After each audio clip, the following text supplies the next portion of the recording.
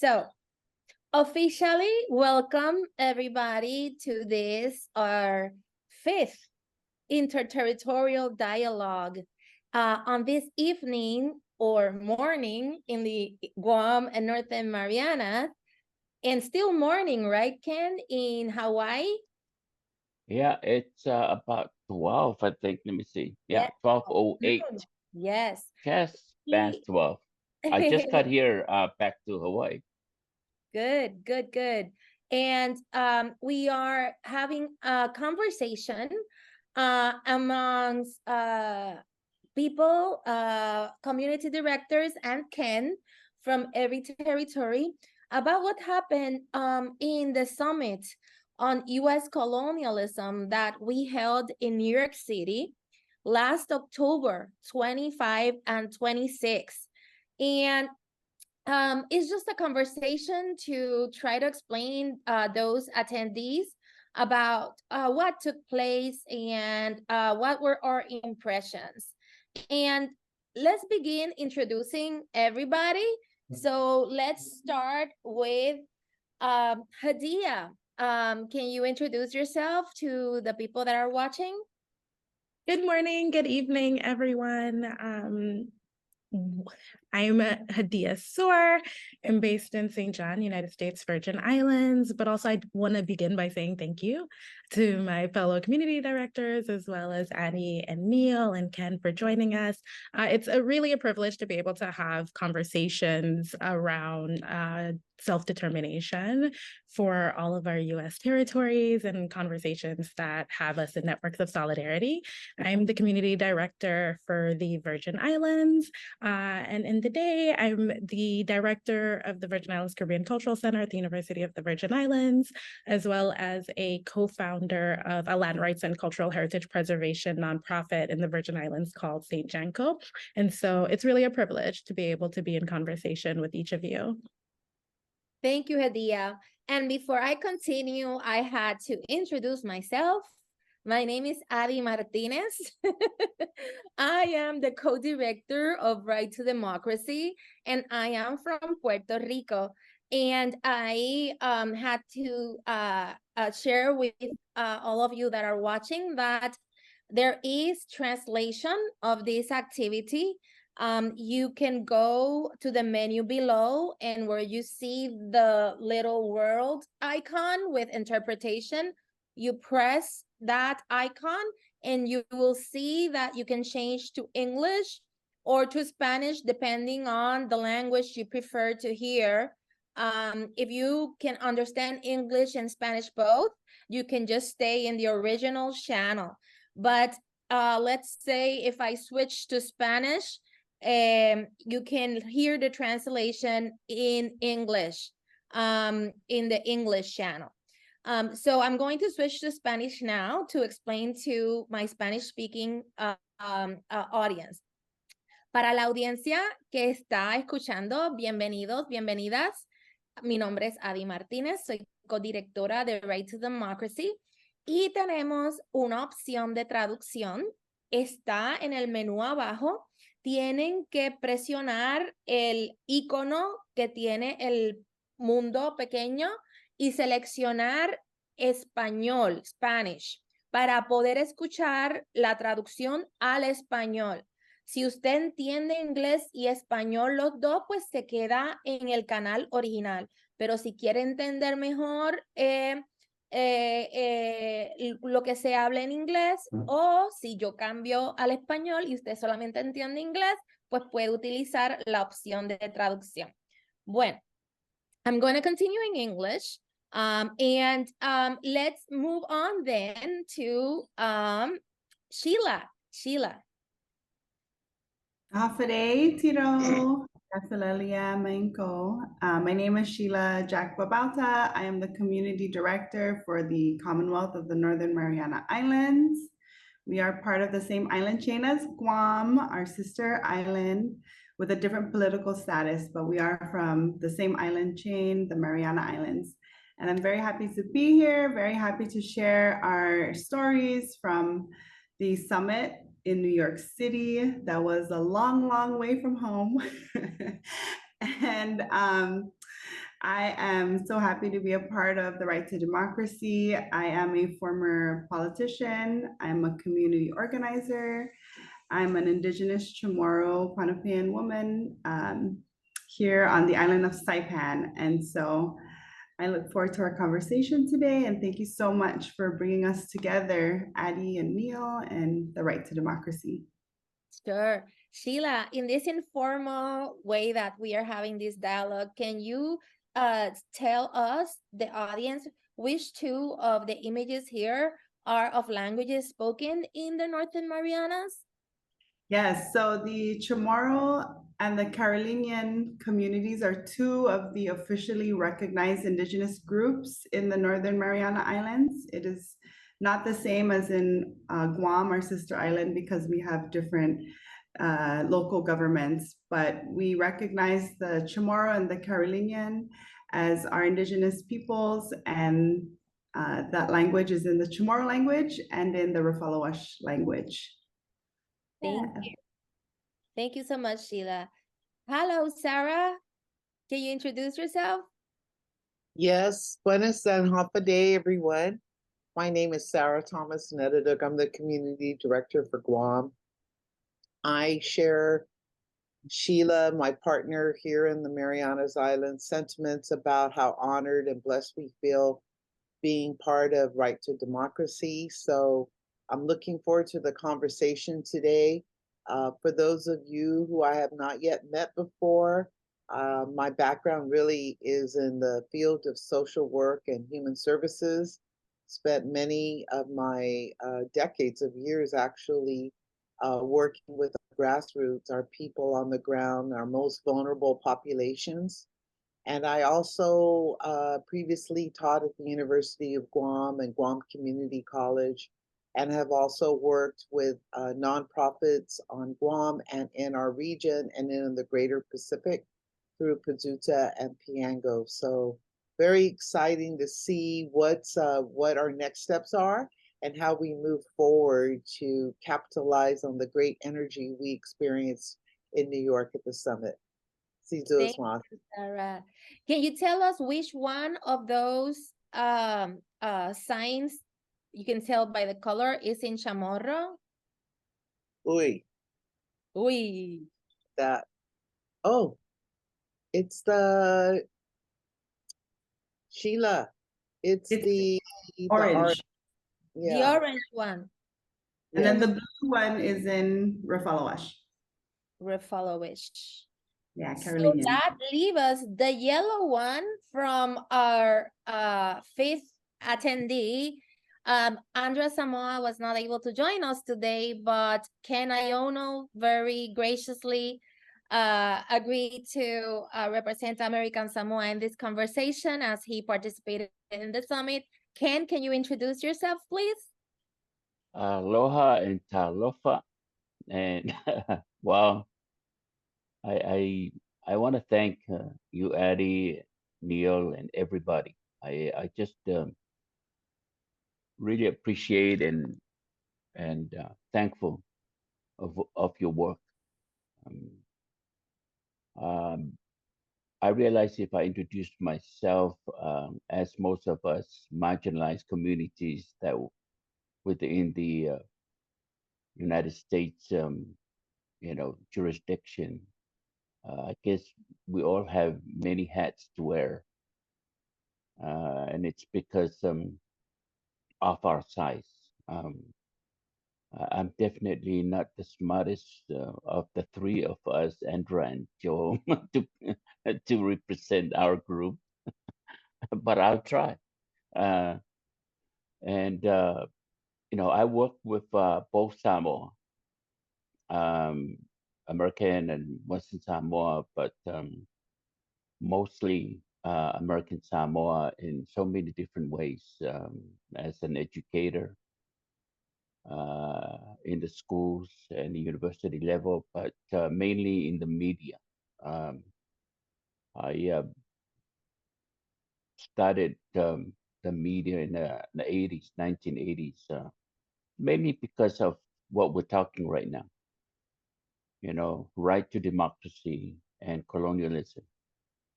And when I started college in the 70s, I felt the same way that the whole discussion was going when we were all in New York.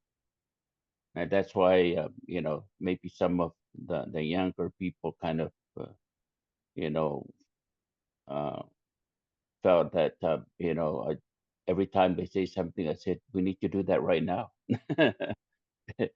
And mainly because this has been discussed for so many ways, and part of it too, I guess I bring a different perspective too. I've been in the media, been running the Samoan media since the 80s, and so I have interviewed, uh, I would say, everybody who's who of the Samoan community worldwide and also back home in both Samoa, in every area, in the leadership, in the governorship, all the way down to people who are, at the, you know, where people who are dealing with the communities, so, and in different areas too, not just politics, political, or government, but in sports, in culture, social, and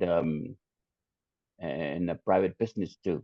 So I'm just thrilled and honored to be part of this conversation, and I'm looking forward to learn from all of you because these things it's a continuous, it's a never-ending process of learning, and I want to thank you, Eddie, for leading this. No, thank you, Ken, and I think you are the most intelligent of all of us. And Oh. thank you for coming in such a short notice. And let's start with the first question. I wanted to for us to speak a little bit about what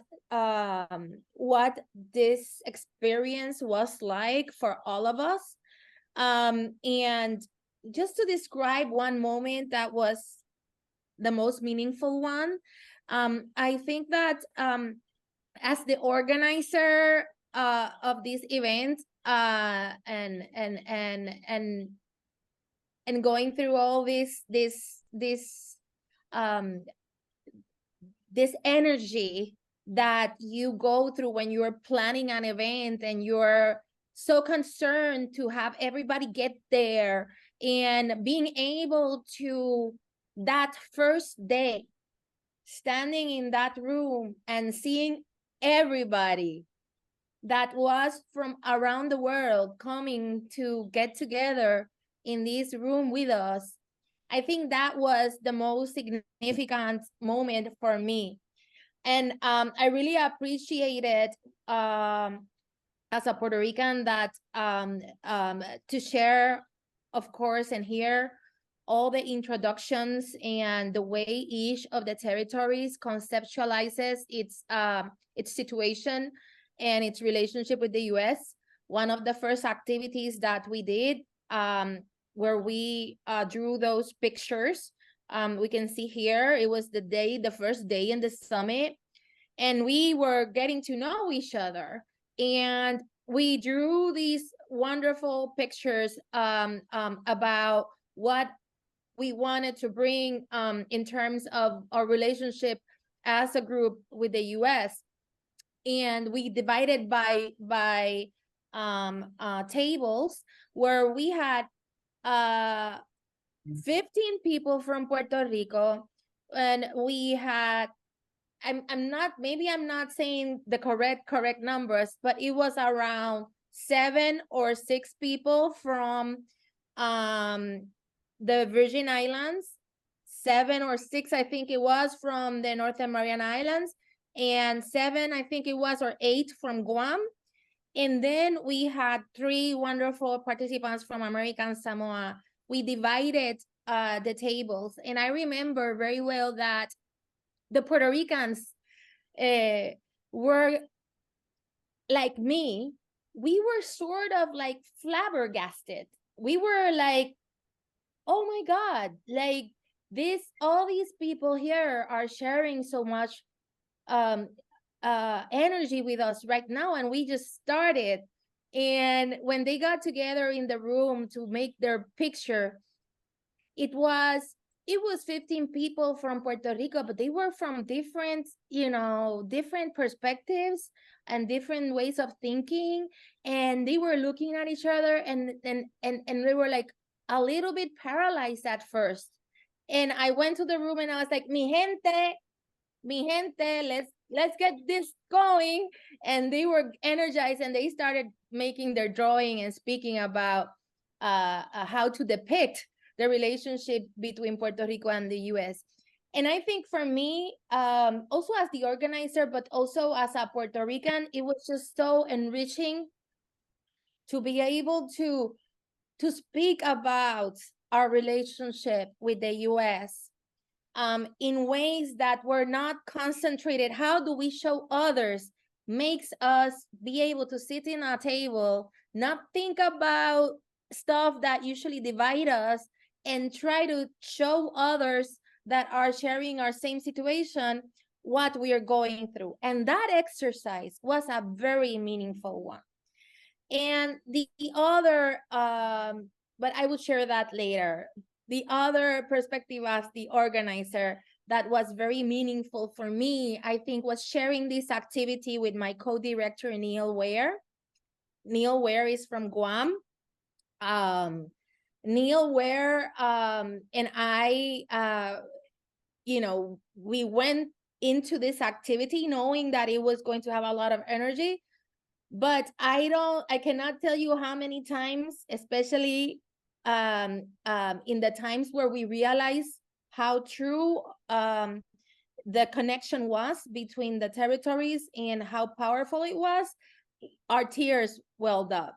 And to see Neil with his eyes a little teary and getting excited about what we have produced was a really, for me, significant thing. Because I think it was the first time that he really saw what I had been communicating to him about the importance of the transcendence of what we were trying to do. Like, we already knew it, but when you see it, your eyes well up with tears. So anyway, sorry, I'm not gonna monopolize more. I'm a participant in this dialogue, so I'm talking a lot. But let's then turn it to, I don't know who wants to go next. Sarah, you want to go next and tell you what this event, what was it like for you? Yes, thank you, Addie, and thank you for that beautiful intro, because that's so real, because that's, I think, pretty much how many of us felt. And I can't minimize the emotional part of it. It's like when you walked into the room and when you were with all the territories, it really was the first, and I think what made it so different, such a different experience, was the people that were there were not politicians. They weren't people that were there because because of their title or because of the position that they held, but they were community advocates and leaders, and very connected to, I use the word grassroots, but our people, and that in itself was exciting and humbling and very motivating. And the discussions that we had, it's like we didn't need to have someone tell us what to talk about. we were on it, and it was very easy to talk about what our similarities were, and of course our differences were really pretty political, not so much culturally, or although there were some cultural differences discussed, but I think it was more focused on what our similarities were, and most important for us, I think, on Guam, was the camaraderie that was solidified there, because many of us in other groups have met different people from the different territories, but never were all the territories together for the purpose of examining what our political relationship was with the United States or any superpower for that. And so that in itself was really consoling. And my excitement, and I shared this at the summit, is my excitement is going to our elders and saying, you know what, we're now moving forward because they've waited. They've waited for so long. It has not been on the table. It has not been a discussion to yes, we've talked about self-determination, but we really haven't explored what are our options, and is anything going to happen before many of our elders pass on in terms of determining for ourselves what our political relationship will be. So this is extremely exciting, and I can't wait to go back to our elders who are still alive, and even those that are my age, because it really is very consoling and motivating. And I just thank everyone for that. And I want us to really frame our next steps and stay solid. You know, we got to capture these feelings and these thoughts and ideas and develop it in a beautiful plan and move forward in the next year. Thank you. Thank you, Sarah. Think about one of the moments that was the most like meaningful to you, and I'll come back to you. I'm going to go now to Sheila. Sheila, can you please share how this experience was? And if you remember one meaningful moment? Yeah, thanks, Addie, and thanks, Sarah, for sharing. This was a really exciting opportunity for the 5 of us Northern Marianas delegates that attended.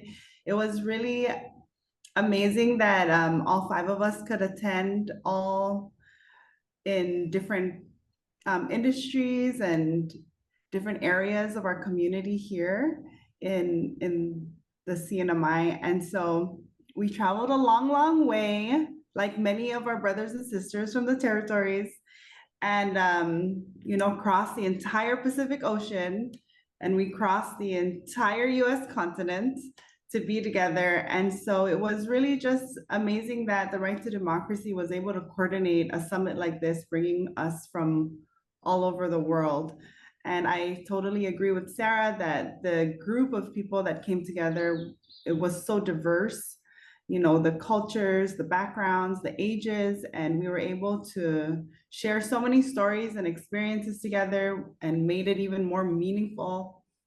And so it was really an exciting time to be together. I've been in many different circles and summits and conferences where they bring together, you know, US citizens or the Pacific people or Asia Pacific, but never the territories. And so I'm really happy that we were a part of it. And so it was really a great time, great conversation. We had way more in common than we did differences.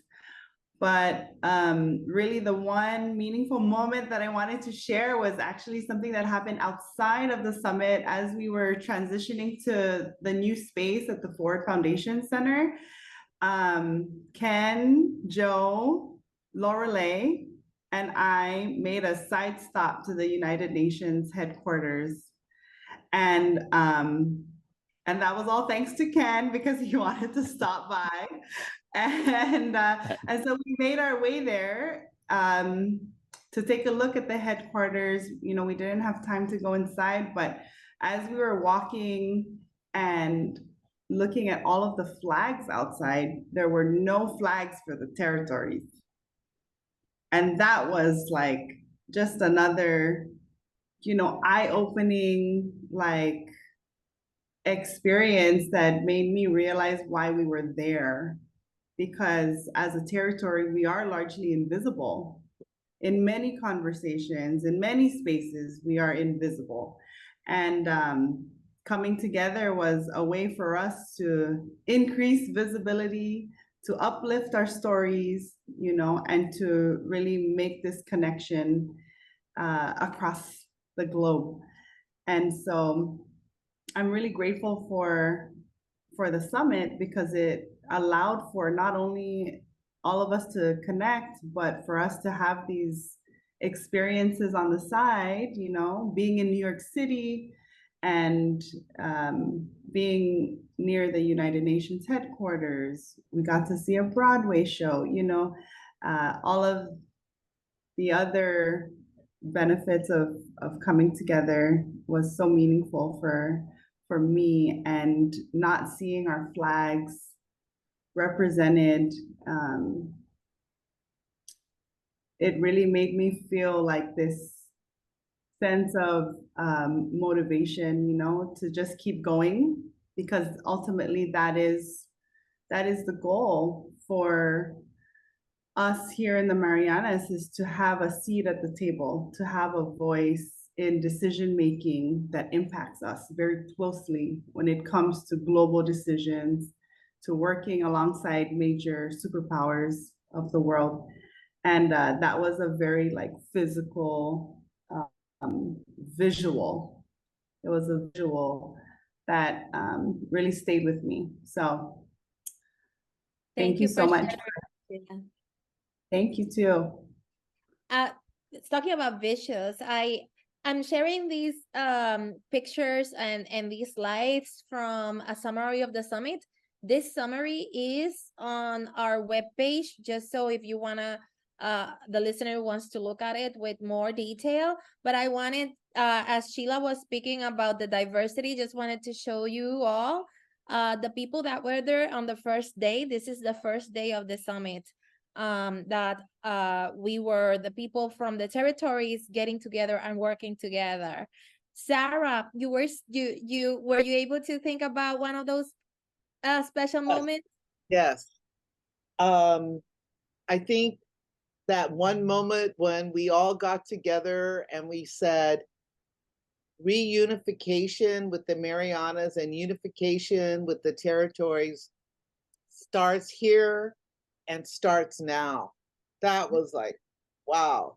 So I wanted to share that because I really think that was the one moment that really just, you know, I think expressed what we were all feeling and what we saw as being our vision going forward. Thank you for allowing me to share that. No, of course. And I forgot to say, when you said, like Sheila said, you were with Ken, you were with Joe, those are friends from American Samoa, and you were with Lorelai. Lorelai is from the Virgin Islands. Just so that people realize what are we talking about, that we're hanging together in the conference, but also outside the conference. Hadia, do you want to share with us what the experience was like for you and describe one key moment? Yeah, absolutely. I would describe the experience broadly as being cathartic. I find that often conversations around like US colonialism aren't particularly normalized in the Virgin Islands, and they're definitely not normalized in the spaces that I've navigated across like the mainland US. And so in many ways, having a central space is what it feels like to be able to be in dialogue with territorial inhabitants across like the Caribbean and the Pacific about our experiences with US colonialism, but also very much about our visions for the future and our solution-oriented desires for how we would like to achieve those visions.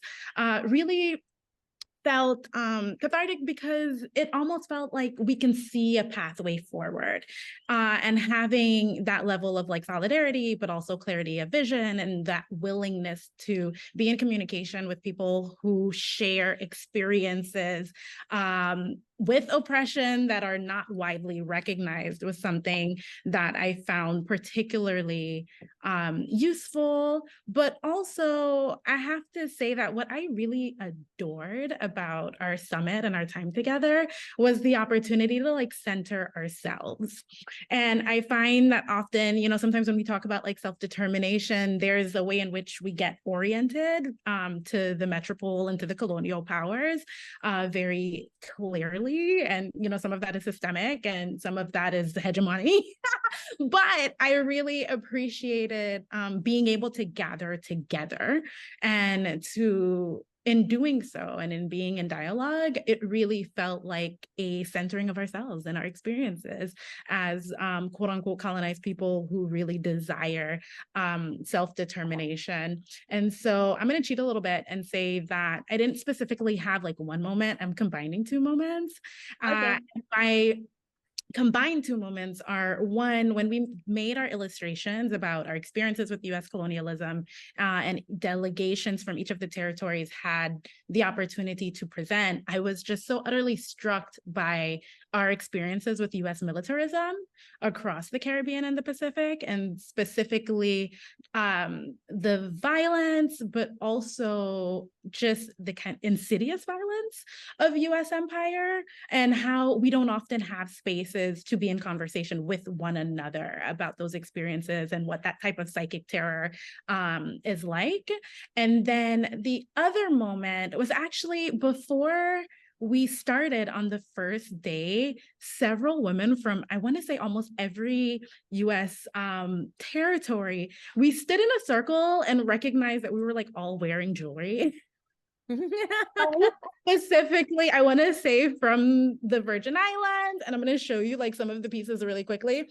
And just because I felt like in some ways our adornment really like illustrated our experiences, but also like our connection, our shared like aesthetics, and our desire to really kind of recognize that we are in many ways already interacting with and navigating each other's spaces and contexts.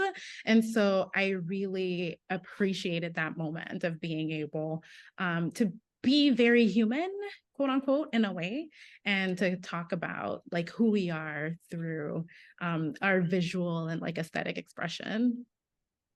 That is so awesome, Hadia. Thank you for sharing that special moment, those special moments.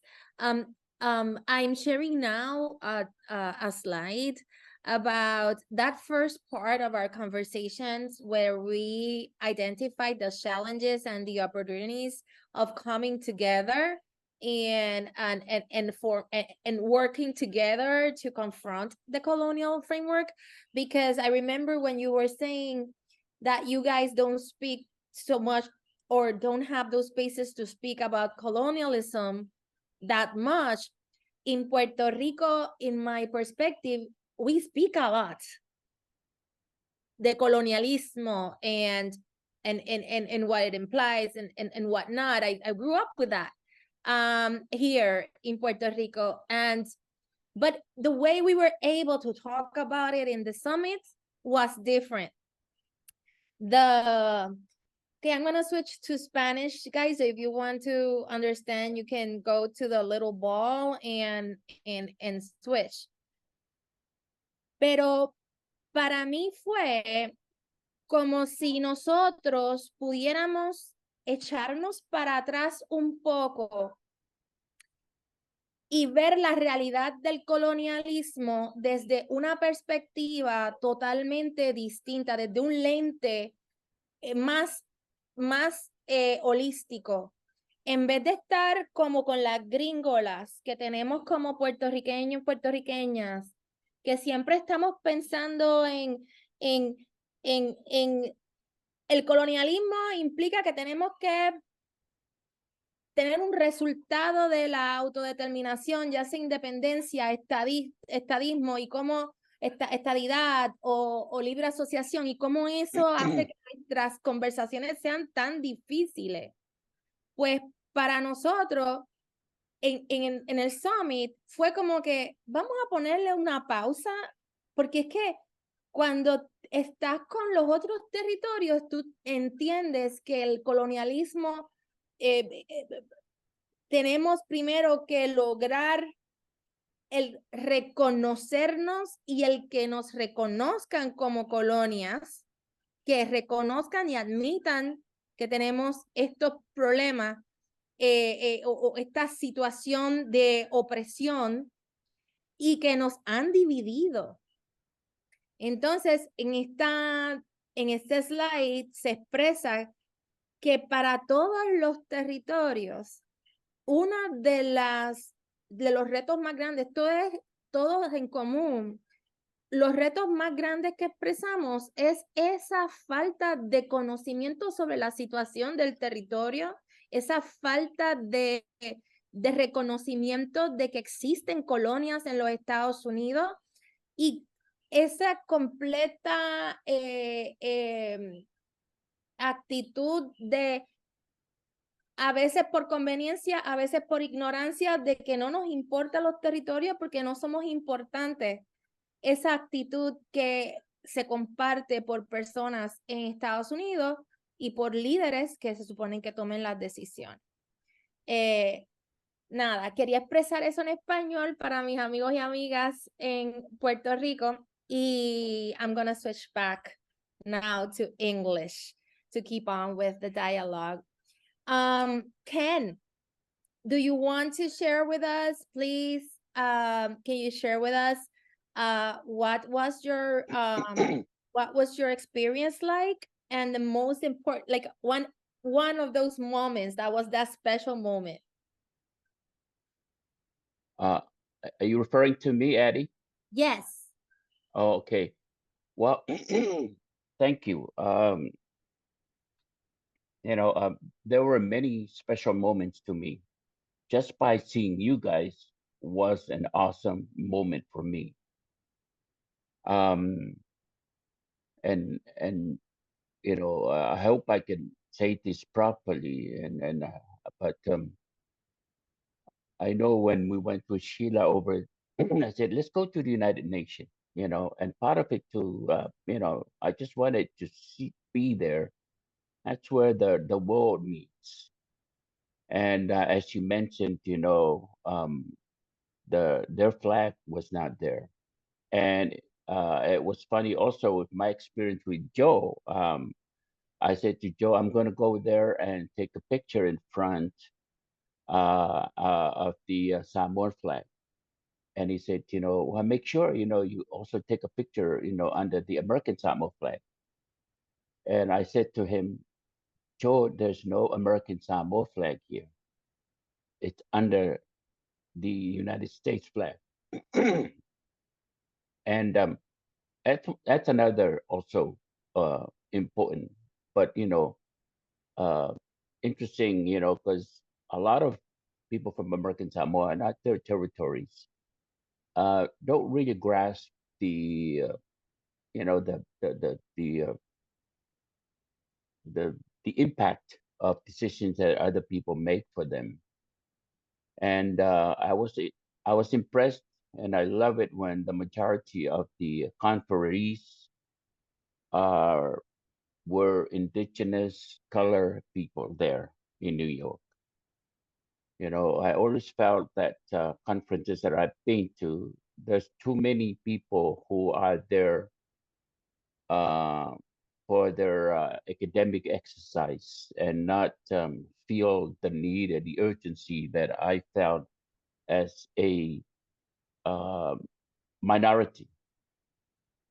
And the other thing too, I was, I felt so special when we walked in there in that, we went to the New York Times New York Times building up there in the 43rd floor. We went up there and walked into the Covington and Burling law firm. I felt special. I thought, gee, this is a multinational, global law firm that deals with all these issues. And then other thing too, when we walk into Ford Foundation Center for Social Justice, I felt special when I walked in there. I saw Nelson Mandela room, and then we went to the room where we met. It was Berta Caceres' room. As all of you know, she was a renowned activist in Honduras who got assassinated for her work. Among the poor in Honduras, and it was humbling to walk in those rooms named of the great warriors of social justice. And I felt small at the same time. I felt like, gee, these people died for their, for their beliefs and their principles. And I'm here, I'm just drinking coffee and talking with these people like there's nothing happened. And so the whole experience, it was great for me to be there. I have interviewed all the leaders of both Samoa. And one of the things too that it reminded me about what's the American Samoan experience is that because they are territory, they are not invited to sit at the table of all the major Pacific wide forums.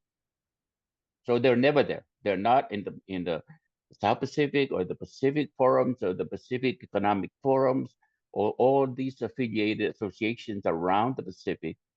So because the United States represent them. And by the time that knowledge gets to American Samoa, it's 100 years later. Because they don't have a direct person that goes there and get what's going on.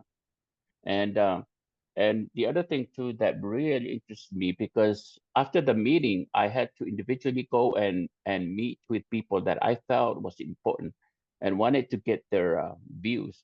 And I met with a couple of lawyers there, and one of the things too, one of the lawyers was said, hey, we've had several, years of meeting, and we never see the American Samoan Bar Association.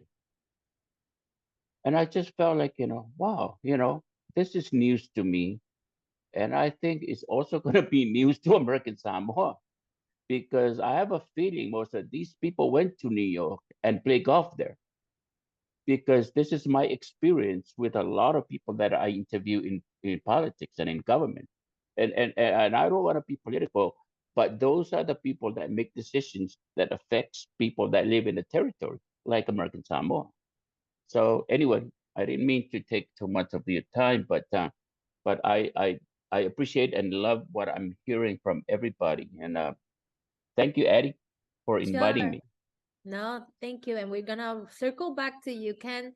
Now we are I just wanted to show the attendees because Ken opened the door for it that in day 2 we were able then after a wonderful first day of defining what a coalition would look like to present our work and have a dialogue with philanthropy about the viability of creating this coalition, interterritorial coalition, to work together and to dismantle U.S. colonialism, and what the role of philanthropy should play on this. And the next question I wanted to explore with you all was, from those 2 days of work, what do you think were the most important takeaways of this event? The most important takeaways, the stuff that we learned, or the stuff that we decided that were the most important takeaways. I can start with Hadia. Hadia, can you go? I can go. And in some ways, because so much of the experiences were enriching, it's difficult to narrow it down to a singular or a primary takeaway. But some of what I remember hearing through the workshops on day 1, as well as during our discussion on philanthropy in day 2, was that there's also really a desire to have resources and funding to support the work that individuals and organizations are doing on the ground. And so in many ways, during the summit, we got a very clear sense of a lot of the advocacy work that's been happening over the course of generations in each of our respective territory. And there's a kind of deep recognition that in order to sustain the advocacy work, the momentum, the desire to have just futures for all of our people, that we also have to strategically think about how we are going to acquire and sustain the resources for a lot of the movement work that we're doing. And so that was one takeaway that really stuck out for me. And I think another takeaway that really stuck out for me is really the importance of love and solidarity. And I know that sometimes questions of love might seem really abstract in political contexts or contexts where we do social justice work and organizing, but I deeply appreciated the care and the tenderness with which each of our respective delegations spoke about our ancestors, spoke about our traditions, spoke about the land, and how that then becomes like a driving and a motivating force for the work that we do, but also for the worlds that we're trying to build for future generations. And so it feels like our responsibility. And I tell people I'm going to stop quoting Frantz Fanon, but I do it at every time I have a conversation because he specifically talks about every generation having to find their mission in the ongoing struggle for liberation and fulfill it or betray it. And so, I feel like we talked a great deal about what our work would be, and we placed that work in the long context of the advocacy work that's been done to date. And so I think that really stuck out to me because I find that there's a need really to balance the ratiocentric, the political, the social justice, the academic, the philosophical, the economic with the sacred. Thank you so much, Hadia. I put this slide on because you were talking about the love. And in Spanish we say el cariño. I feel this slide kind of shows it a lot, because it's just like we couldn't stop hugging each other.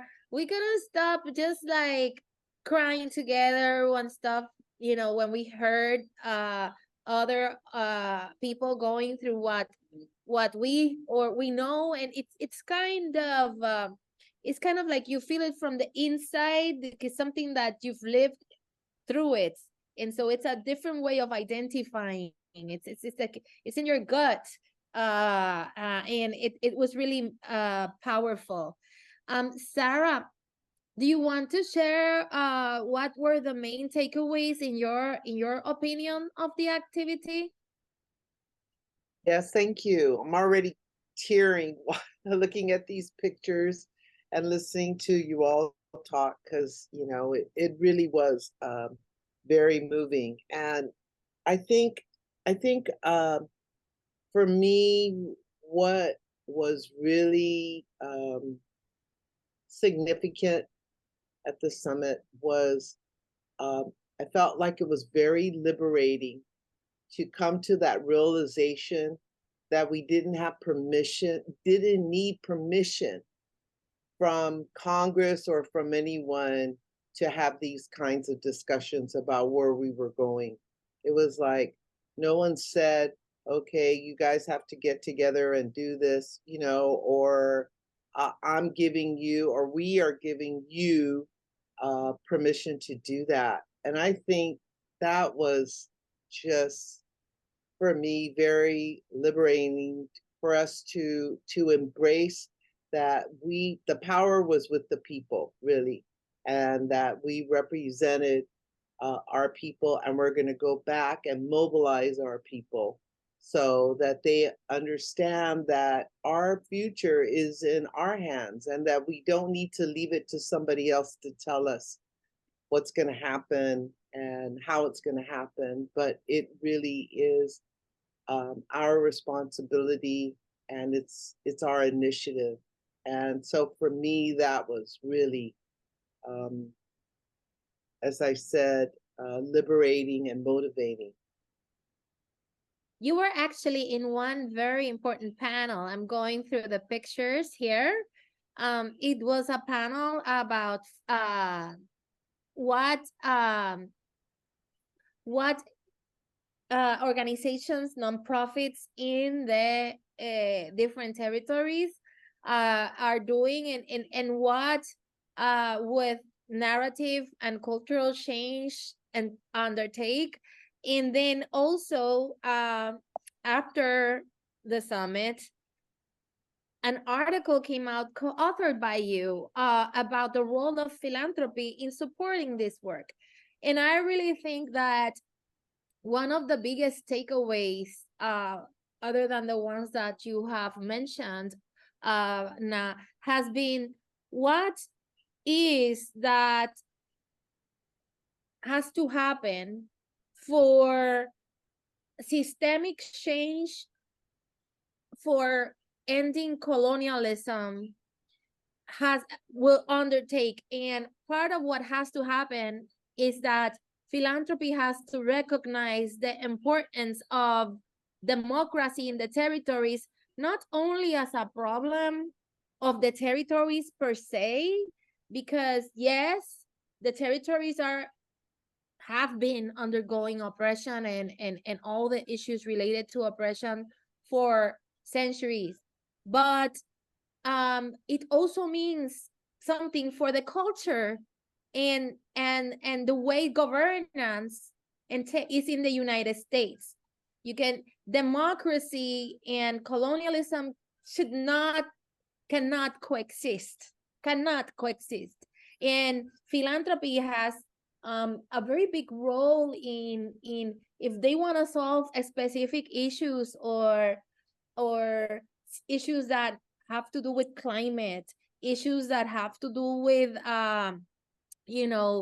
elders, young people, housing, affordable housing. If they want to work with issues, working with colonialism and pushing for democracy as a true democracy throughout the territories and throughout the United States is a very important thing that they should undertake. Not only focus on the specific issues, disaster recovery, SSI, etc., but also just the the system that permits it. And I think that was one important takeaway. Sheila, can you tell us what an important takeaway for you? Yeah, thanks, Addie. And it's so funny because I thought of the same thing Oh that no, I stole it. Sarah. Oh no, like with Sarah, I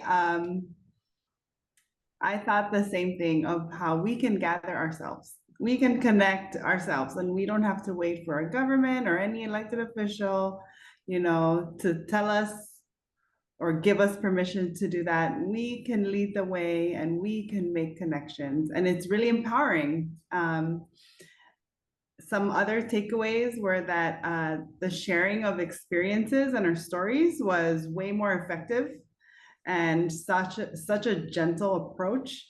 It was not a place for us to debate, on deciding what was the best political status or the best relationship with the US. And we didn't even have to enter conversations like that. We were able to share way more and be in a safe space because of how it was organized. This really did allow us to be more open with one another and be honest, and really allowed for us to connect with allies. One of my main takeaways was that we have allies in the United States, in the other territories. This thought about evolving our relationship with the United States is not something that I feel alone, or that a certain community feels alone. It is a shared vision, and we have allies who are funders, who have resources, and who are excited to support this kind of work. And taking all of that home with me really did allow me to add an extra layer on the work that I'm already doing in my community. And that added a different perspective. allowed me to recalibrate my lens and focus and like allowed for alignment in the work that I'm doing so that it can move faster and stronger with a lot more people. So yeah. Thank you, Sheila. And I put this slide because what you were mentioning, we talked about it very much in the first day when we were talking about what this coalition would look like. If you go to the WHO, we talked a lot about how, and this Hadia also mentioned, how we should be centered, how it is centered on the people from the territories, and how the people that were there in the summit, people from the territories, the diaspora allies, and the allies are the nucleus of this. Like, we don't need, like you're saying, it's the commitment that of this variety of people is what gives the energy for of moving forward. And of course, we talked a lot more about how and in what actions we were going to be able to take together, and how could we also be accountable to ourselves, to each other, and in this compromise to work in this together. But I think that definitely it's the power of that commitment when we center in ourselves, and that when we decide that we want to work together, that was very important in my understanding. And Ken, do you want to mention what were the main takeaways for you, or for the colleagues from American Samoa from the conference? Okay. Well, I think I agree with what everyone said. Um, I think the main thing that I really like about the conference and the summit was that it was a structured in a brainstorming fashion. You know, having people coming there and just say what they want to say. You know, rather than pre-planning or pre-structuring. A certain you know view or point of view, and that was good because it opens up people. Most conferences, you come there and they already want you to do a presentation on a certain issue, and that was good. And I like that style. I think everybody that was there, it, they all sound brilliant to me. Everybody was so smart. I think I was the only person that had problems speaking English in that whole room. And so it's so I commend with the people that you chose. I think from the American Samoan point of view, you know, I always, I remember I went to, there's a Polynesian Cultural Center in Hawaii. All of you know that. And years ago, there was I got there and there was some people from Utah, and they said, you know, I, I didn't really like Polynesian people, but Polynesian Cultural Center has really changed my view and attitude about things. Of course, I'm not Mormon, so I'm just telling you a story about these people. And I felt like, gee, maybe that's something that also should be part of a coalition of people that in the Pacific, because, music and their dances and their cultural is so much of that culture, you know. And I'm just kind of, I don't know how that is going to happen, but I just felt like maybe, you know, maybe part of that, because sometimes it's easy to kind of smooth out presentation to philanthropy groups when it's handled it through kind of in that way. I don't know. But that's my own kind of way of looking at the overall, because I always felt like, people in the Pacific, whether they're from Saipan, Guam, Samoa, or Puerto Rico, there's part of the culture of people. It's always part of that, and but everything that went there. Thank you, Addie. Thank you for inviting me to be part of that. And it was a learning experience, and I'm still learning. And thank you And for I that. think, yeah, Ken, thank you for coming. I mean, I think it was a very important thing that you're saying, that we talked a lot about throughout our activities. Just to share with the public, in the first day, we divided in 5 tables, um, mixed people from all the territories in each table. And we talked about what areas of action we could take. We talked about, one table talked about policy, another about litigation, another about international and indigenous rights, another one about organizing, and another one about education and media.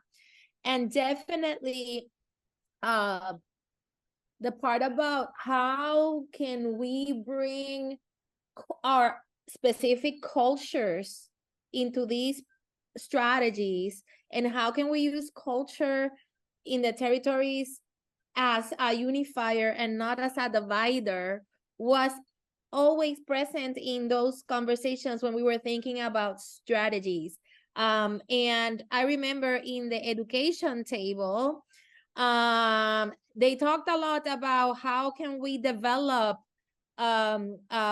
concerts, festivals, theatrical performances with our arts, to be able to show and engage people in these discussions, and also to promote that narrative change that we want to promote. Culture, a very important theme that was repeated throughout the conference. I wanted to tell the people that are with us that you can ask questions in the question and answer box.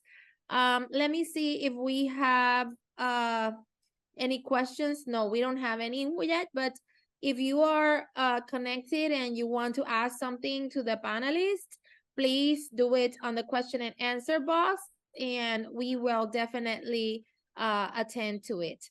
Okay, so let me see. Okay. If you have questions, you can put it in the question and answer box. Okay, so the last question and is about, what do you guys think the role of right to democracy can be?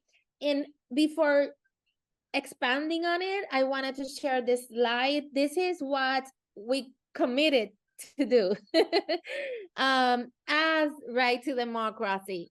And we're already working on it. We are structuring working groups. We are trying to structure ways of communications between the participants. We are going to propose rules of engagement. We are proposing calendars for meetings, facilitate and coordinate the meetings, follow up on strategies, keep everybody informed about the results. And we just started with all of that, and we're having a meeting soon. But other than those specific things, I wanted each one of you to share with us what your impressions of what the role of right to democracy would be in this work. Who wants to go first?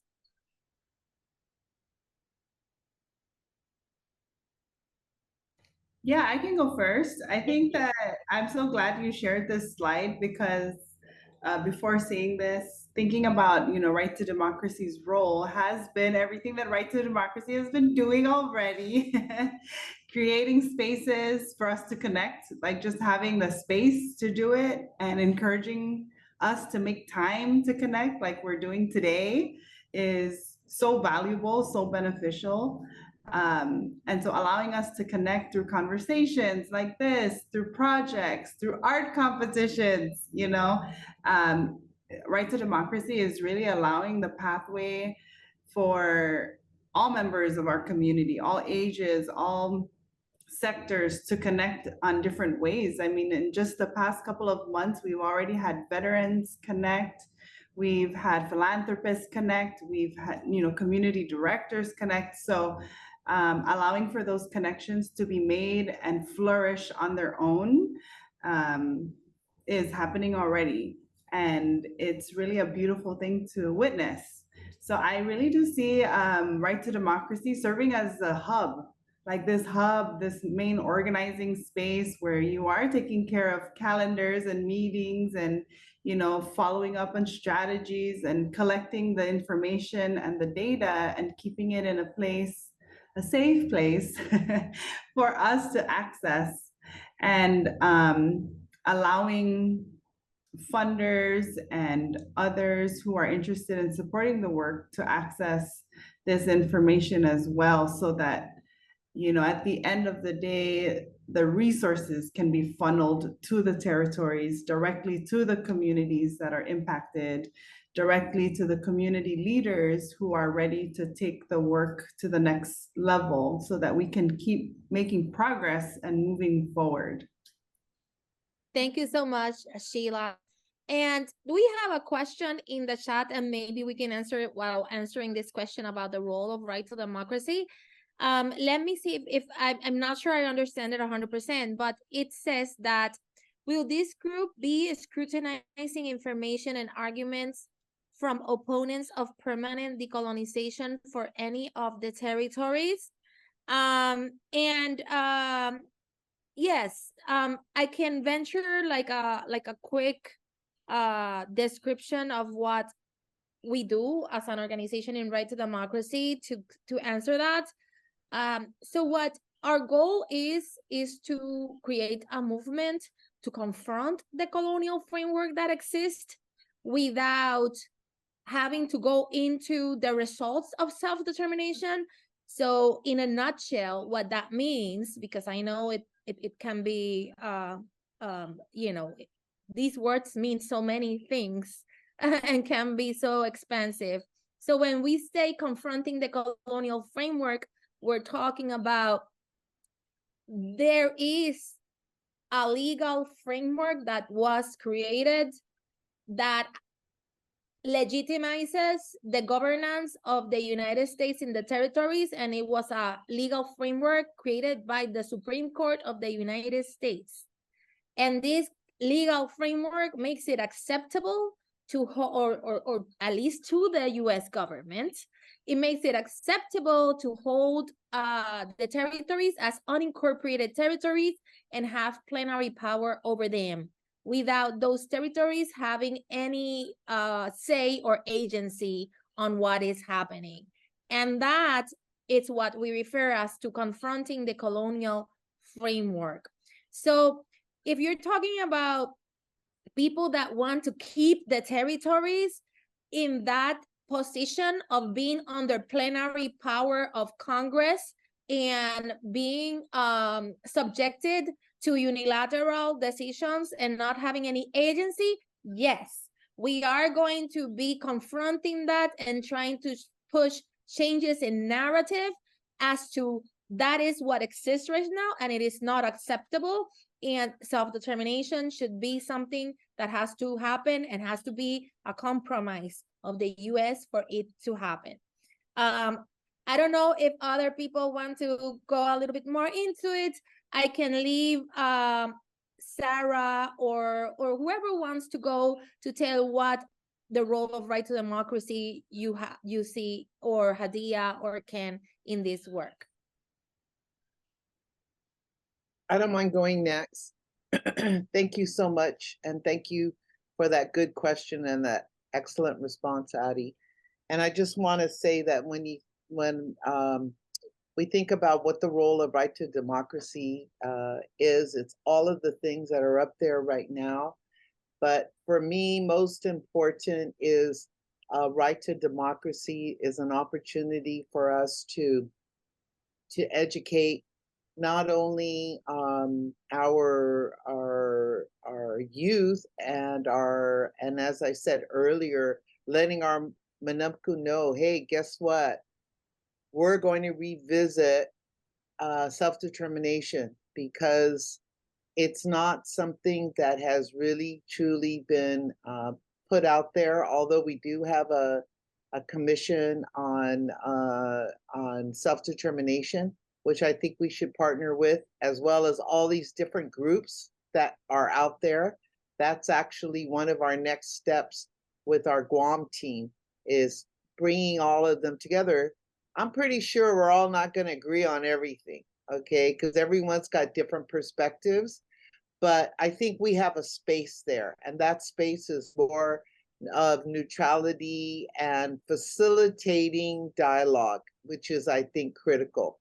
So we're looking at that. And I think Right to Democracy has certainly, the time has come for us to bring the thoughts on self-determination, to make it something that's discussed at the family table and in the communities.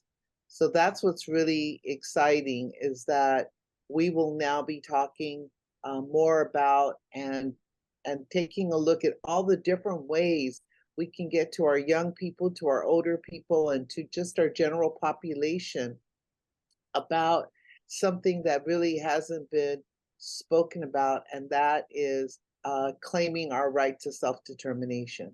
So Thank you, Sarah. Thank you, Sarah. Hadia, do you have another to share?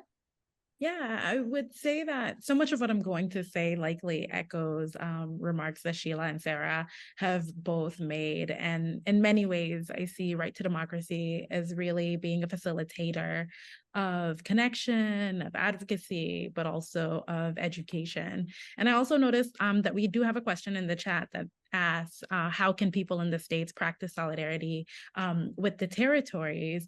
And actually see my response to that is being connected to a lot of the work that Right to Democracy can also do moving forward.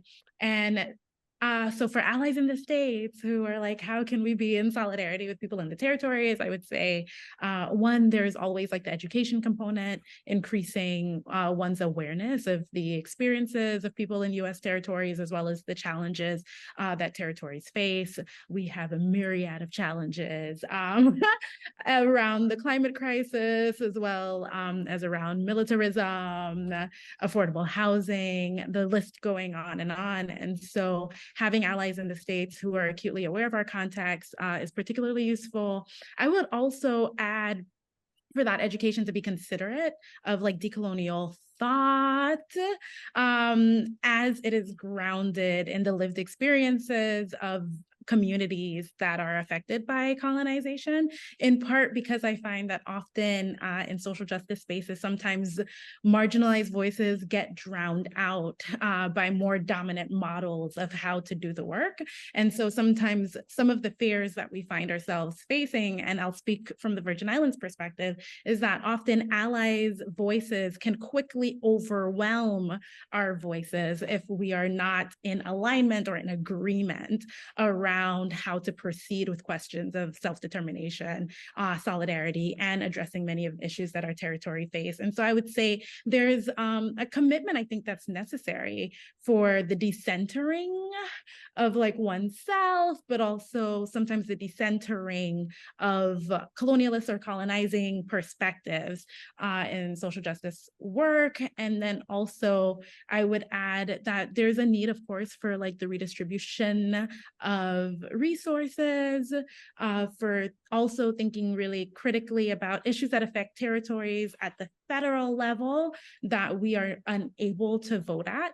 And so we find like in the Virgin Islands, when questions come up around militarism, but also when questions come up around the national park system, these are often directly decided at the federal level. And so being able to have allies in the states who are the constituents of people who are decision makers in a lot of these issues as they arise is something that we also very much need. And to go back to a remark that was made earlier about normalizing conversations about colonialism so that it's mainstream, so that it's a dinner table conversation, I also feel and like and agree that that is also a really ripe and generative area where allyship could be useful. That's a great answer. Thank you so much, Hadia, for answering the questions from our public. I will address the other question before moving to Ken.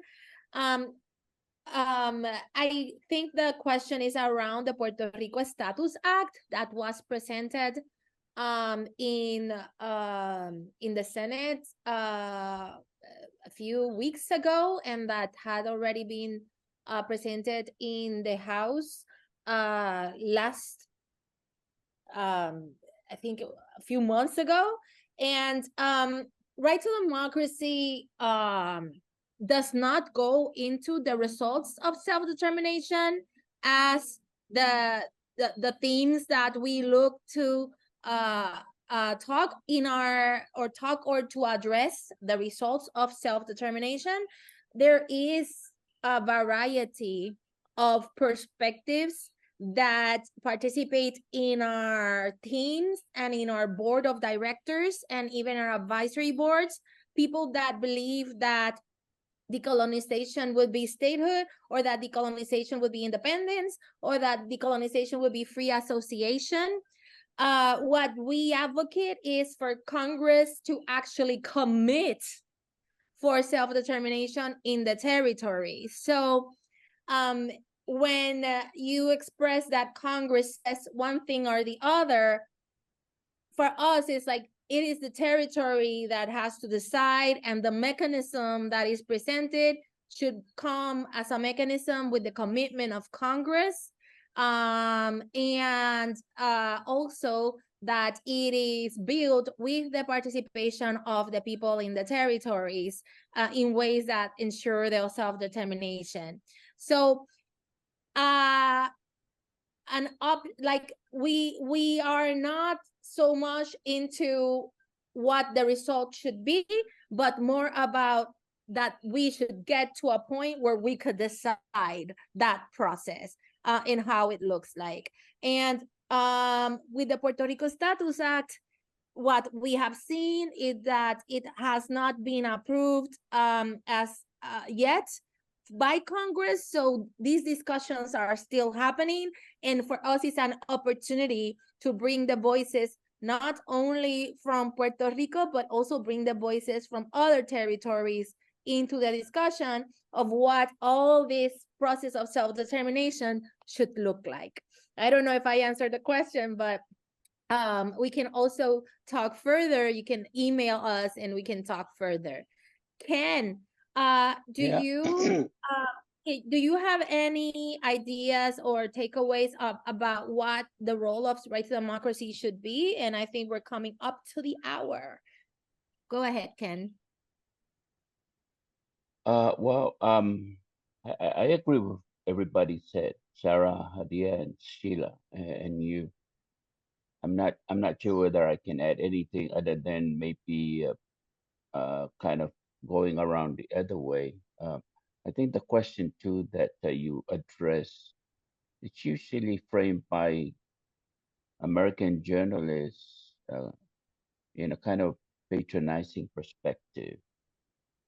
And first of all, the United States put American Samoa in the position they are at right now without, uh, getting any input from them in 1899. And when you leave people in a dependent role of a lifetime, hundreds of years, it's I don't think you can just address a very complicated, sophisticated, history of colonialism by, well, do you want independence or do you want a state? I think there are a lot of other stuff that needs to be discussed before getting there. And and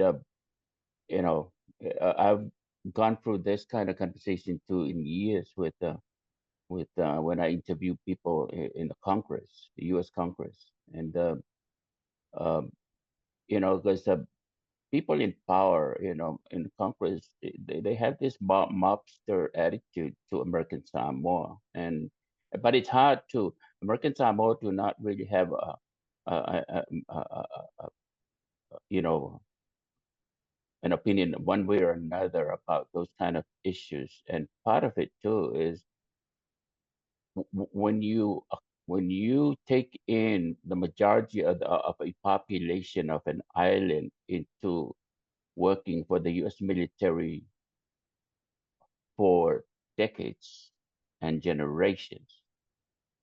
Those kind of questions, it's almost become irrelevant in terms when a journalist asks about American Samoa, because not only is it's complicated, it's just that it's almost irresponsible to ask somebody you've been doing this for to them, and then asking them to get up on their feet. So I'm not asking, I'm not addressing our issue. I'm just kind of addressing the question that was written there. But I think for American Samoa, that they were given I think 3 or 4 opportunities to vote which you know um, path they want to take, and the majority of them, they couldn't make a decision. It's because it was just to them it was not even a question. You shouldn't make a question. I don't know how to explain this in English, but uh, anyway. But I'm enjoying our conversation, Addie. I know it's an hour already, but I love Yeah, it. Thank time you. passes really fast. But yeah, it's really important what you're talking about. And I've learned so much um in these past few months. I have the blessing to be able to go working with Right to Democracy, going to each of the territories and interacting with all of you. I went to Hawaii and met Ken over there. And just being able to kind of feel and really go into the details, such as Ken was describing. I know many of the people don't know, but in each of the territories, there is different ways in which the governance of the colony takes place. So for example, in Puerto Rico, Virgin Islands, CNMI, and Guam, the people that are born there, they become American citizens, U.S. citizens, but not in American Samoa. And then, I don't know if people know, American Samoa, I learned this too, is the highest per capita provider of military personnel in the whole United States. And the Yeah. numbers are staggering, also in the other territories, but the most is in American Samoa. And it's an island of only 48,000 people, so it's not that much population, and most of its young people go straight to the military after graduating from high school, and it's very, very it's very surprising for me. At the same time, you see the difference. There's differences between the Virgin Islands and Puerto Rico. I didn't know how the Virgin Islanders felt until I went there and was able to talk about how they felt while in the recovery of Hurricanes Maria and Irma, and how they felt so overshadowed by Puerto Rico, because every federal help that goes to the Virgin Islands comes to Puerto Rico and then to the Virgin Islands, and it's just such a messy thing. And I think this conversation kind of permits us, this spaces permits us to realize the intricacies of colonialism across territories in ways that help us then formulate better ideas as to what would be best ways to confront this framework in a solidarity, from a solidarity perspective. So definitely I have learned so much from all of you. And we have come, I know that we would keep talking, but I really want to be very respectful with the times of everybody. Also, if you guys just connected, people here in Guam and CNMI are connected from 8 in the morning. Right now, it should be like 9:30 in the morning over there. For Hadia and I, it's 7:30 at night. And for Ken, what time is over there in Hawaii? It's 1:33. 1:33. So everybody took time from different parts of their day to be here, and I want to be really respectful of that. We are going to keep having these interterritorial dialogues, as I have expressed. We are doing this every month. We are recording them. This is the 5th one, and we will be sharing the recordings in our page. Just I would say just have a little bit of patience, because we are also building our team. We launched as an organization on February, and we are building our strategies and building our team as we go and do all this work. And please follow us. You can find us in Instagram, Facebook, more Instagram than Facebook, I would say, LinkedIn, and it's not called Twitter anymore, it's called X. And you can also write to us an email, and I'm Adi at righttodemocracy.us, and we can put you in our mailing list. So please, please, please connect with us. And anybody wants to say something else before I close the discussions? Any final words? So we are all very excited to keep working at what we think is we're going to be making new history by working for the first time in collaboration, building a movement towards confronting the colonial framework. We're going to be starting to meet in the next days, and just hope that we get the support from all of you that are watching, and that you spread the word that this work is happening and it's going on, and to connect with us. So thank you so much again, Hadia, Sheila, Sarah, and Ken, for being with us today. And let's keep talking. We're going to keep talking. Thank you so much.